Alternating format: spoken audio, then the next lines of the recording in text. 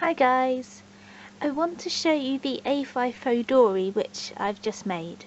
I made it a few days ago on Wednesday and I absolutely love it, and it's Sunday today, so I've only had it for a few days and I haven't really finished setting it up. Obviously these things they get formed and evolve really organically, so over the next few months things are going to change and I'm going to find better ways to set it up and to add things and that kind of thing. So obviously it's constantly evolving, but this is what I've got so far. So it's this really gorgeous plummy pink kind of colour. I don't know if the screen is really showing it to you properly. I think if you know what the vintage pink Malden looks like, it's like a deeper shade of that, depending on what light it's in a quite a dark light at the moment, so it does come up on my screen. It looks like a browny red colour, but in bright light it's more of a pale plummy pink, and when I'm looking at it directly it's more of a dusky, deeper plummy pink. And it has got this sort of mottled effect on it, and it's not like a brushed leather. It has got a coating on it, which you can see there. So it is very smooth, unlike some of the pull-up leather that you can get. Even though this one was sold as pull-up leather, it's not like the other pull-up leather which I've got, but it is lovely to touch and to feel. So it was actually really easy to make. I bought some leather from eBay from a really good seller, and he's got lots of different colours and things, and it was 40 by 60 centimeters, which is plenty to do this A5 cover and smaller ones, and something else, maybe like a pen roll, or you know, make your own wallet or anything like that. So I've got quite a lot of leather left, and my mum has actually asked me to make her an A6 version, which is really exciting. So all I did was I used my heavy duty craft knife to cut the leather in a rectangle. So if I can show you, it's like that, and then I rounded the corners. So all I did was I lined up a coin and I drew around the coin at the corner, and then I cut them with a pair of strong scissors, because I tried to use Ray's technique, which he shows in his video, and I used his video. I used Ray Blake's video on how to make a Fauxdori as my basis, and it was really useful. I tried to do the corner cutting like he did, but I don't think I've got enough strength when I push down with my craft knife, so in the end I just used a really heavy duty pair of scissors, but I made sure I was careful, because it is quite tricky to line them up with the line perfectly. So I did that, and then I punched the hole in the back and the holes in the spine. Now, as you can probably see, I've got these two holes as well. So firstly I punched the hole that goes through the middle, because I knew that I wanted to put my thick notebook through the middle.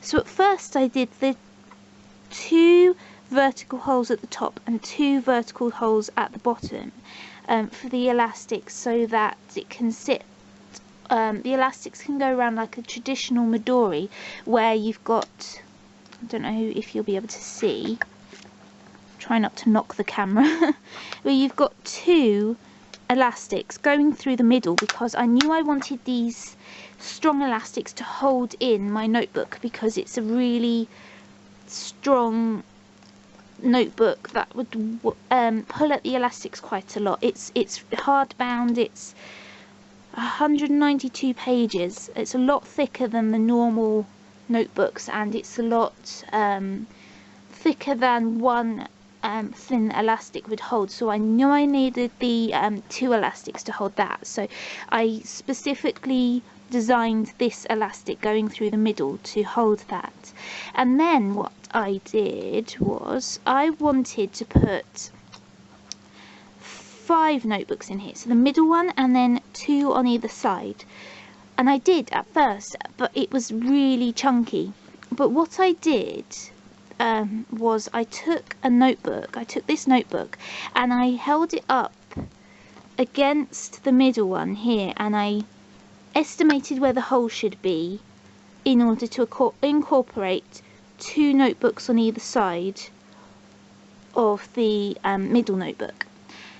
And then I realised that that was really chunky, it was really fat, there was much too much weight on the notebook, on the cover, trying to hold all the notebooks in, on the elastics and everything. So I decided I don't need 5 in here anyway, I've got 3. So the big one in the middle and then the 2 either side. So I actually went back, and although I've still got the holes there, that's okay, because I can then, if in the future I decide to put more notebooks in there, I can just put the elastics through the holes and use them. But I've got these 2 smaller, less wide apart elastics, so that they come up here and here, so they just hold the other 2 notebooks in. So I've only got 3 notebooks in there now instead of 5. So that was easy. And the hardest part for me was putting the elastics through, because I didn't actually have a leather awl at that point. I went out the other day and got one, so I have punched kind of the holes and made them wider, because I kept on finding that the holes would sort of seal up on themselves. I don't know if you can see on these ones here, that one there, it's kind of healing. The leather is going back to its, instead of being separate, it's sort of going back to its original. It won't completely seal up obviously, but it is going back to its kind of more original shape. So whenever I was trying to poke the elastic through, it wasn't going through. So I have bought a leather awl, and it wasn't expensive at all, so that has been really good for putting the elastics through, because I have restrung it a few times just to make it a bit stronger, and I'll show you one of the reasons why I've restrung it in a minute. I'm just going to pause the camera and then I'll be... So that's how I basically made this from scratch. Just cut a piece of leather with a craft knife, punch the holes through, put the elastics through, and the basic parts of it, cutting the leather and punching this hole and rounding the corners and that kind of thing, it took me maybe 20 minutes. And okay, maybe the elastics here and here and the holes took me longer, because obviously I modified how I arranged it, and it took me a while with the tools that I was using. When I bought better tools, it was much better, but in the end it took me hardly any time to make it, and to make the majority of it, to make it look basically like this, it took maybe 20 minutes. And that's amazing, because if you think it used to just be a flat piece of leather, and now it is a fully functioning notebook holder Fauxdori, and it took about 20 minutes. Although doing the elastics took longer, I could have tucked some notebooks inside it, not actually put them under the elastics, but tuck some notebooks inside it after 20 minutes.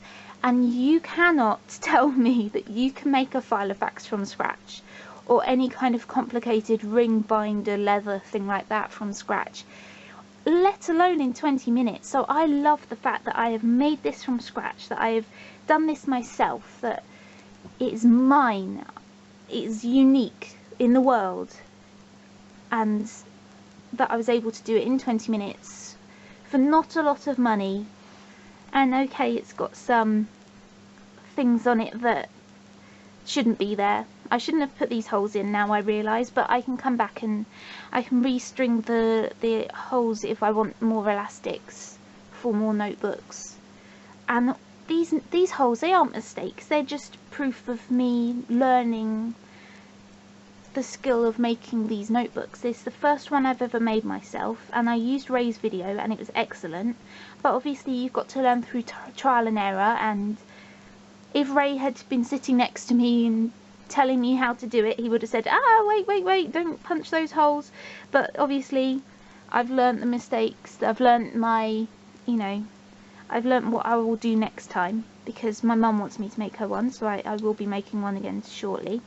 So, but it's mine, they're my little hole mistakes, so I love the fact that I can look at this and go, that's my masterpiece. Right, I'm just trying to put my pencil back in. Okay, I'll show you. So that's basically what I did to start with, and then, because I had so many notebooks in there, and even with the amount of notebooks I've currently got in there, I did take 2 out.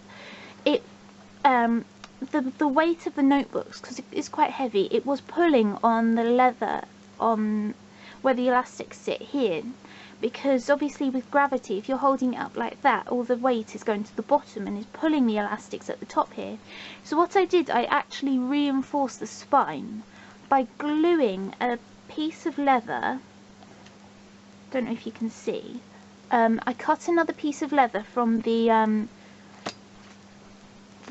leather that I bought, and it's just as wide as the notebooks on the inside, and I glued it with fabric glue, and it's just about an inch and a half wide strip of leather, a couple of millimeters shorter than the size of the Fauxdori, and I glued it down the center of here, as you can see here, and then I punched through it where the elastics go on the other side, and by putting the elastics back through, it sort of held it in place, and that means that the shape of the spine is a lot squarer, but it's a lot stronger, and it doesn't buckle, because what was happening, the leather was buckling like this.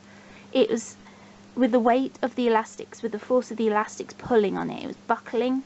So now it doesn't do that, and it's a lot stronger. So that's how I made it from scratch.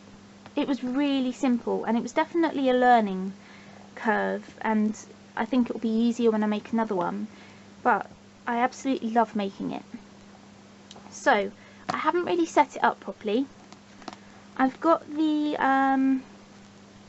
I should tell you what it's for first. You've probably seen in my previous video, I've got this notebook, and this is my kind of random notebook. I absolutely love using it, and it's just random. But this Fauxdori, all in all, besides the randomness, my brain is very random, but I do need somewhere to write everything down. I want this for sort of all my fun things. Like my Midori, which my messy bed, but there's my Midori. That is for my planning. That is for my life. You know, for my to-dos, for my projects, for my diary, for everything like that. This is for the fun stuff. This is for the stuff where I come home from work and I've done all my chores and stuff, and I just want fun. So it's going to be for my hobbies, for my random things that go inside my random notebook, and then just fun stuff, my fun aspects of life. Anyway, I'm waffling.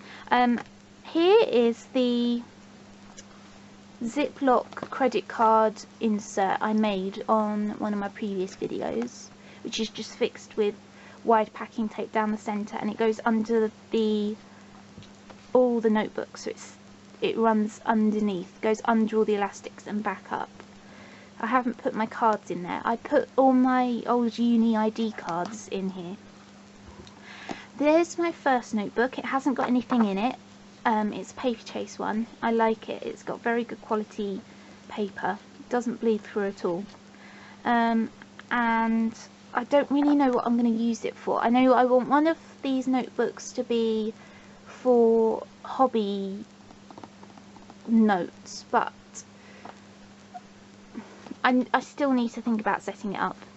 Then I've got another elastic attached onto here. So if you look on the inside of this, notebook. It's got one elastic, which is the first of the elastics fixed to the leather, and then it's got a second elastic which just runs along the middle and comes out of the other end of the spine, and is the elastic that this signature of paper sits on. And this is actually from an old notebook which I used at school, but I didn't I mean at university, but I didn't use all of the paper in the notebook, so I rescued as many signatures as I could, and I've put that in here. And what this is for is any random notes to do with a specific hobby that I'm not sure I'm going to need to keep, because when I find random things on the internet about a hobby, say about papercraft, and I write it down, sometimes it's information that I don't need to keep because I'll memorize it, or it'll be an idea for something that will later either have been finished or be something that I'm not actually going to do. So it's not stuff that I need to keep, like I will keep these notebooks, it's just random other things. But if I do decide to keep it, then I'll transfer it into the relevant page in my notebook. Oops, sorry, keep knocking the camera. Then here's my random notebook, which you should have seen in that previous video if you've watched it. Just my fountain pen's falling out, and what I've done is I do close it up with the elastic, which is caught. So it sits very well in here. I keep knocking the camera. It sits very well in here because the elastic can keep it shut. But I've got my pen and my pencil attached because I've actually got the Midori pen loop attached onto the hard cover of this notebook, and that holds all of my fat fountain pens, which is great. And it doesn't matter if they fall out, because one of my fountain pens actually did fall out and I lost it in town, so I stopped using this pen loop, but now I can use it because it doesn't matter if these fall out, because this is always staying at home. I don't take this out of my house, so if I drop my pen somewhere, one of my family members will pick it up and put it to one side and I'll be able to find it later. And then I've got a bulldog clip to the other corner cover, that's just falling off, for a pencil, and this is a Kurutoga. I don't know the name of this precise pencil, but it's one of the posher ones. You can get the cheaper ones for about £5. They're really good pencils, but this is one of the better quality ones. It's about £17, but I love it. I love Kurutoga pencils. So that's my notebook, and then this is another one which I haven't started yet. I'm thinking it's going to be for more reference information for my hobbies. And then this is the tab pages little notebook insert thing from Moleskine, which I haven't decided if I'm going to use it yet, but I like the idea that I can stick pieces of paper inside the tab sections. But I don't like that it's narrower than A5, because A5 is the size of paper I use. So I might actually take this idea of either these normal tab sized sections, you know, it's like the normal sort of tab size of about an inch, or I might do the address style one where it's 2 letters for a tab, so they're much smaller tabs. So you've got 13 tabs. On the back half of this notebook, do the letters down here and cut the tabs out, and have this as like a filing cabinet for all my A5 pieces of paper and post-it notes and things that I can sort of stick in the right section, you know, under A or B or C or whatever, and then transfer it to one of my kind of Filofaxes, or, you know, if it's something to do with like a formal thing like HMRC or student loans or something, I can put it in my important file folder thing with all of my official documents in. And then there's my Ziploc pocket, and the charm, which you may have seen earlier, is it's like an, I think it's very fairy tale-y. It reminds me of Cinderella's pumpkin or Snow White or something like that, and I'm in a fairy tale mood, so I've got that one. It's from Tim Holtz. It's his like keyhole accessories embellishments thing, and as you can see, it is a very squidgy leather, very soft, very pliable, which may not be the best thing for something that's supposed to hold these really thick, heavy notebooks, but it's alright for me because it's not going in my bag, it's not going anywhere really besides around my house, so that's absolutely fine. It is very, very, very, very supple leather. But there you go. So I'll do another video on it, hopefully next month when I've set it up more, and then I might do a video on it once a month like I do with my Midori, to show you how it's coming along and what I'm using it for, because I like making videos. They're easier than blog posts. Blog posts take me about 2 hours to write, whereas videos take me about 20 minutes to film, and then I just leave my computer to upload them. So there you go, that is my Fauxdori. It's A5 size. I love it. Thank you to Ray for making the video, which I used as the tutorial for making this, and hello to everyone in the Midori group. Hi. Okay, thank you for watching. Bye now, bye.